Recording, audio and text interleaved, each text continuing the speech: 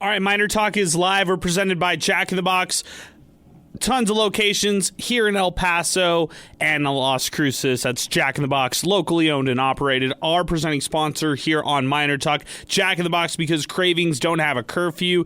We got a chance to have some Jack in the Box late night. I should say almost early morning after Thursday's game on MinerTalk. And today you can take advantage of Jack in the Box, a little late lunch, a little early dinner after the game right here. There's one right by the radio station. That is Jack in the Box, our presenting sponsor here on MinerTalk.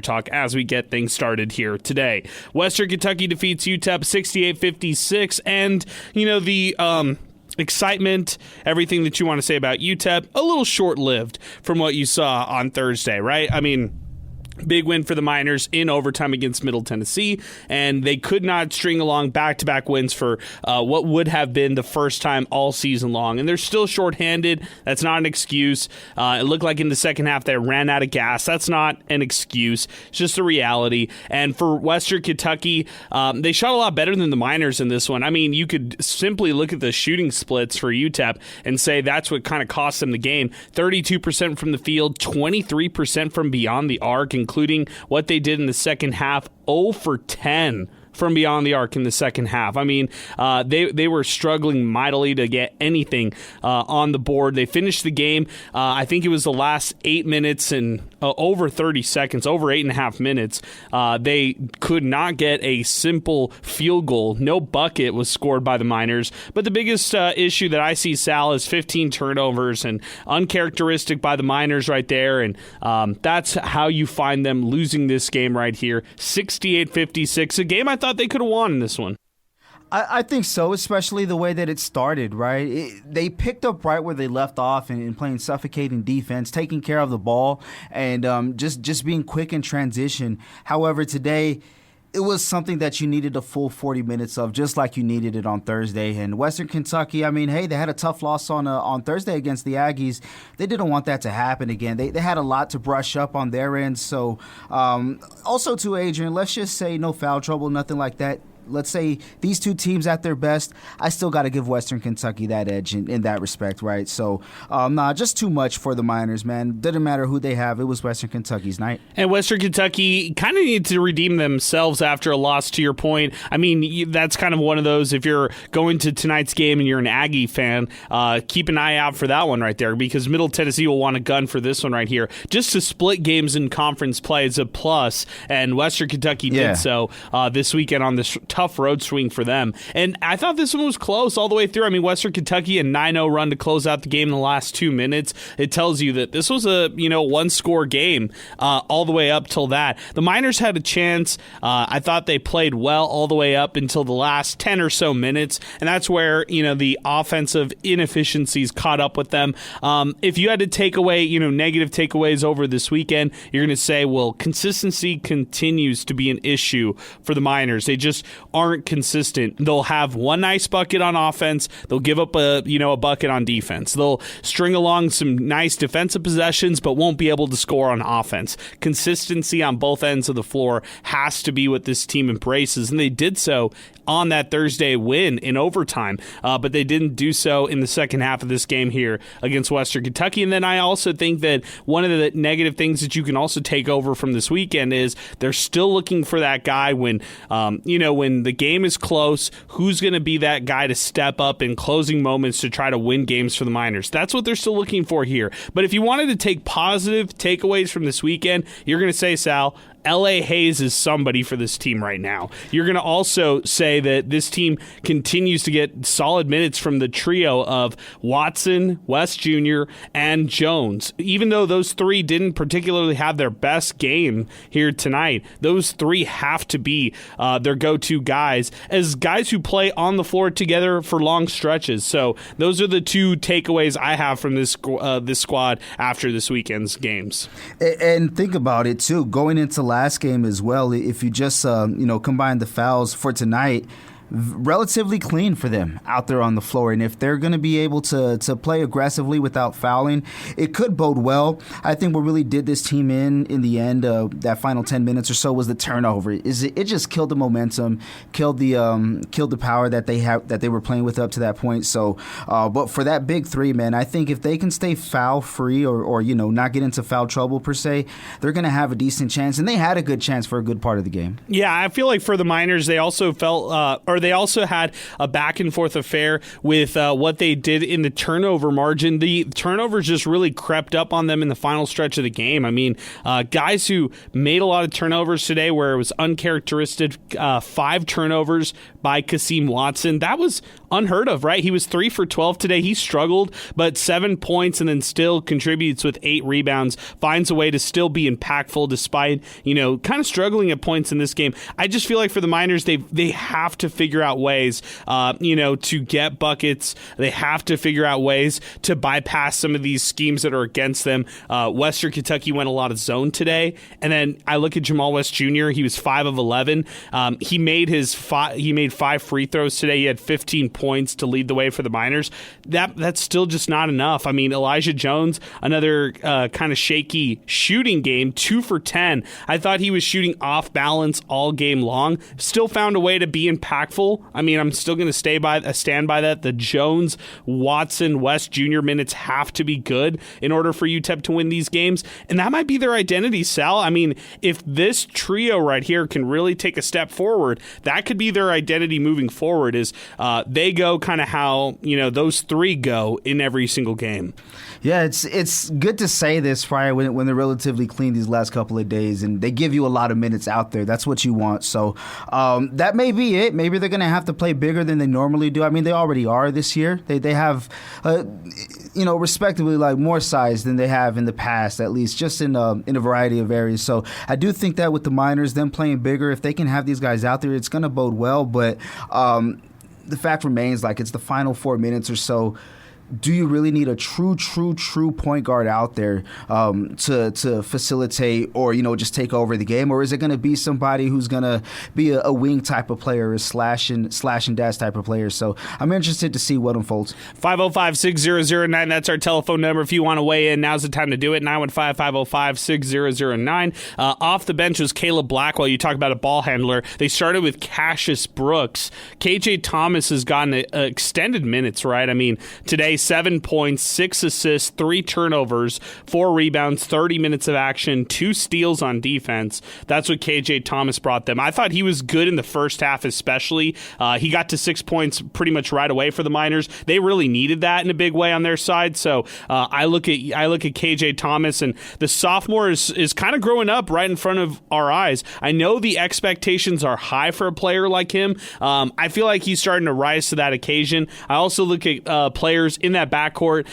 Cassius Brooks, 17 minutes, 4 fouls, 3 points in this one, struggled, but they get Caleb Blackwell back. I just felt like he struggled to fit in the way that they wanted him to. 18 minutes off the bench, 2 points, 1 for 4, including 0 for 3 from beyond the arc. He's going to have to work his way back into playing the way that he, used to be playing here for the Miners, but he had an emphatic block that was pretty effective for the Miners, so I did like that from Blackwell. When you think of Caleb Blackwell, though, man, you're thinking of a guy who's starting for UTEP and playing significant minutes. 18 is still easing him back into the fold, don't you think? No, it definitely is. And just kind of looking, all around the stat sheet, too, for him, 4 shots, it's a respectable amount. You want to see a bit more in general, but easing back into the rotation in some form, no, man, it's nice. I do like the fact that that block, man, oh, my gosh. Yeah. Thought the momentum was all the way for UTEP on that one right after that play, but no, definitely make an impact. So, hey, next game, a long time from now, we'll get to see how more effective he'll be. In this one, also, Bobby Montgomery Jr. had 6 minutes off the bench. C.J. Smith with 3. Mohamed Bai, he had 2. So they really they typically relied on the starting 5 rotation minus Cassius Brooks, and then they mixed in those Caleb Blackwell and L.A. Hayes minutes right there. So there you go. As far as L.A. Hayes goes, that's my favorite takeaway from this past weekend. L.A. Hayes stepping up in a big way. 13 points for him, 4 for 10. I mean, Look, I like the fact that he was shooting, and I like the fact that he kind of got the green light to shoot as well. He also was 1 for 3 from beyond the arc. He hit some free throws in this one. 7 rebounds, Sal. That might be the best thing that he brings to the table is the rebounding, and he also chipped in with 3 steals. I mean, L.A. Hayes, if we had our player of the game or our hot hand of the game here on MinerTalk still, he'd probably take some awards away this past weekend. No, it's been nice, and that's what you want, right? We've been saying, hey, who's going to step up? Well, he's kind of, chomping at the bit, saying, hey, look at this production, look at these numbers over this past weekend. So I like it, man. Who knows? It's early still in conference play, and as rough as it's been for the Miners this season, it's hard to look around the league and be impressed, too. So, I mean, sure. There's some room for them to do a little bit. 915-505-6009. That's our telephone number. 600 ESPN El Paso. Twitter next. 600 ESPNElPaso.com. We got a couple tweets to get to today. Something quick on UTEP football here today as well, and then we'll wrap this one up. I'm sure this one. I think Miner fans are a little bit confused on, a little bit frustrated, but I think they'll pretty much take the positives from Thursday, knowing what they know about this team. And our feelings really didn't change even going into this one. If UTEP won this game right here, you could say, okay, well, back-to-back wins, that's a step in the right direction. But I don't know if it necessarily changes, entirely what we feel about this team right here and the way it stands. So that's how this kind of everything went here for the squad. And we could talk about it with you here moving forward. 915-505-6009. This is coming in from Poncho. Team played hard, but they didn't take care of the ball. Many cross-court passes that were bad. They're not going to win many ball games, shooting 32% and having 15 turnovers. On the bright side, free throw shooting was 77%. Also, Elijah could not make a basket today. I thought that was, very fair for them to say, is that Elijah, struggled to score. Quietly, Elijah's struggled to score in the last couple games, but he's still one of the more impactful players for UTEP basketball. So they're going to still go to him as an offensive option. RC at RC0167. We also landed a 5-star quarterback last year. We know where that took us. So talking a little UTEP football. We'll get to some UTEP football recruiting stuff here in just a little bit. 915-505-6009, 600 ESPN El Paso. Twitter next, and 600 ESPNElPaso.com. That's where you could check in with us as well. You could even download our app, 600 ESPN El Paso, and that is the way you could chat with us here in real time. That is a perfect place to interact with us, engage with us here on the program as we continue. Pinky is going to join us next here on the phone lines. Pinky, welcome back to MinerTalk, my man. It was good to see you in back-to-back games. Yes, thanks to you guys. First of all, a good crowd. Second of all, those 5 straight turnovers when they had at that point at 55, and 5 straight, they were just bad passes. Really bad. And even you could even hear the players after they would throw the ball and they knew it was a bad pass, they'd go, oh, shoot, or some other word.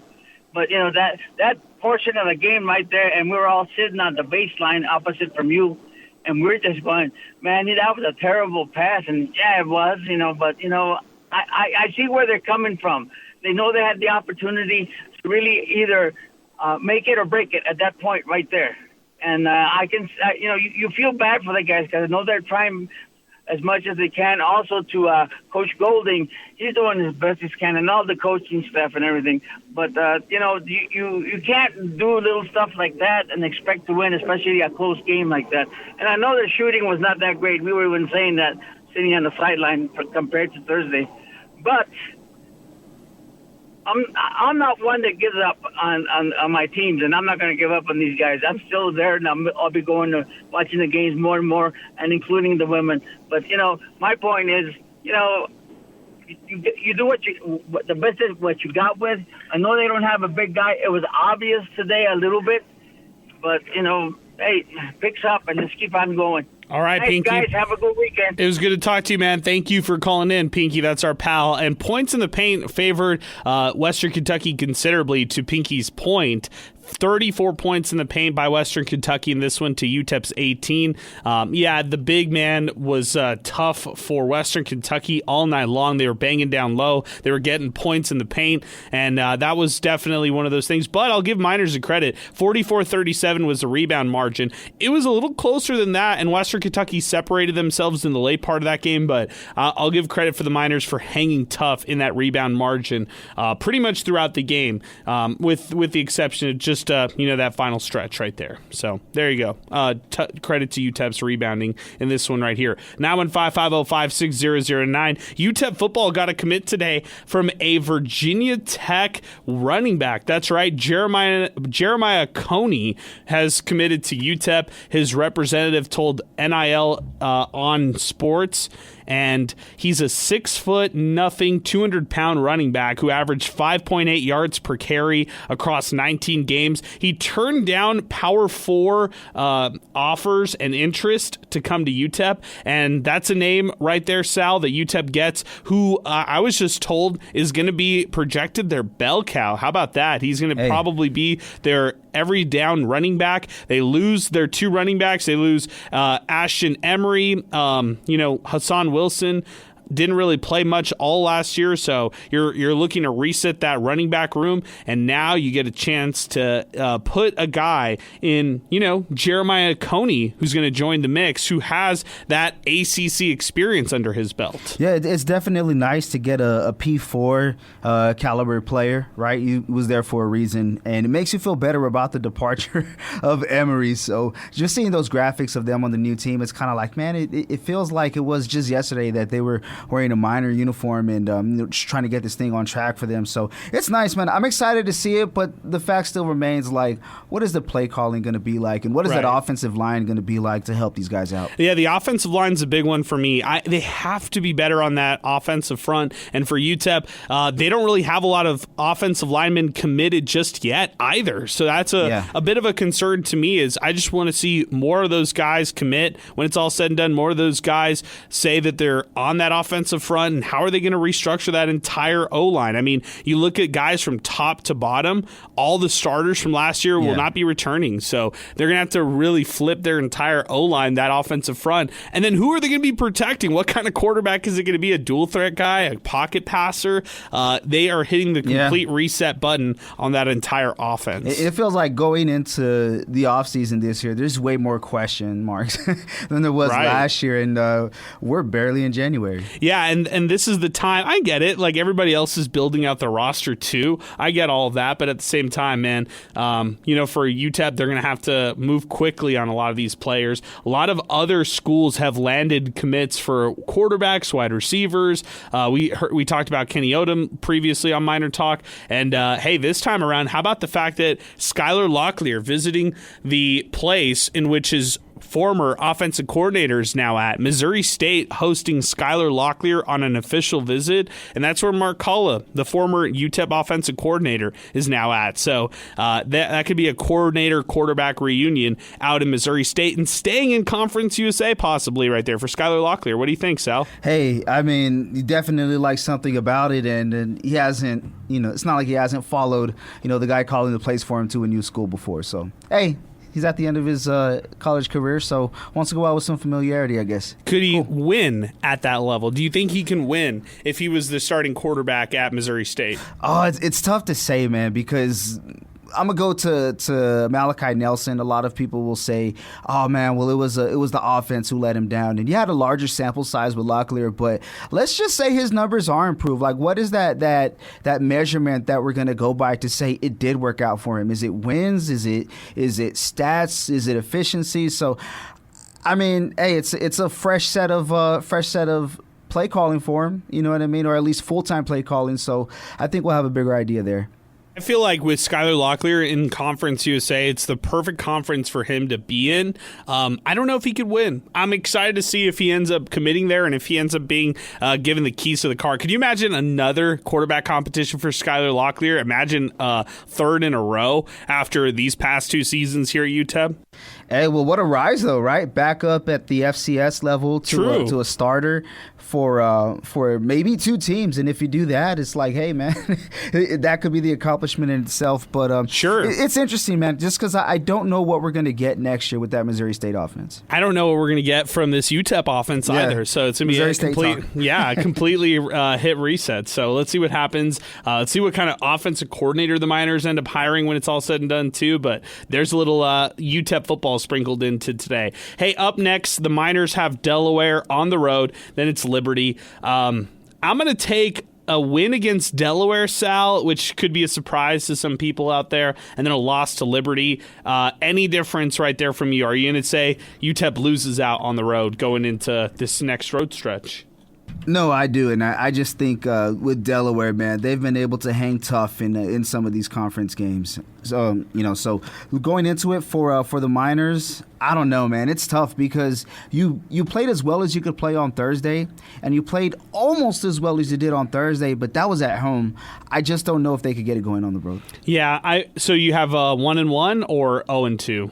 0-2. 0-2, yeah. Delaware, by the way, they lost today to Louisiana Tech in overtime. It was a close game, 70-68. They also lost on Thursday to Sam Houston, 72-60. So they'll look to UTEP as a get-right game. As right now they're 5-11. They've struggled mightily, by the way. They're 1-4 in conference play. Miners right now 5-11 as well, and 1-4 also in league play. So something's got to give. I mean, it's two teams with the same identical record and two teams who are near the bottom of Conference USA. Yeah. So it's hard, though. I think just the true mark of measure for me, though, is kind of just looking at who they've played, and those 5 wins are against Division I teams. So there you go. I think that's the big difference. That is a difference there, Sal. I agree with that completely. Hey, let's do this, Sal. We're going to wind it down here on the program. We appreciate all the listeners out there. Thursday was a great show. If you missed any of Thursday's show, go back and check it out. MinerTalk, wherever you get your podcasts, wherever you listen to us on demand. We're going to wrap this one up a little shorter or a little quicker.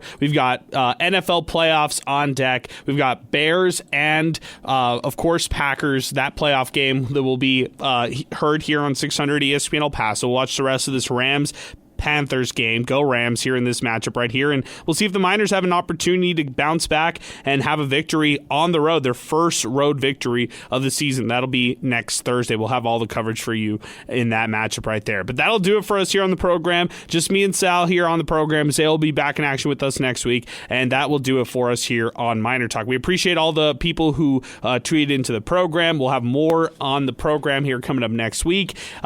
Big shout out to Jack in the Box, our presenting sponsor here on MinerTalk. Check out all the locations of Jack in the Box here in town. And of course, Jack in the Box, where cravings don't have a curfew. Shout out Sal Montes. He produced the whole broadcast and produced MinerTalk as always. Shout out to all of you for listening to us here on the program. We'll be back in action next Thursday on MinerTalk. But until then, we'll be signing off and saying so long. Thanks for listening to MinerTalk right here on 600 ESPN El Paso.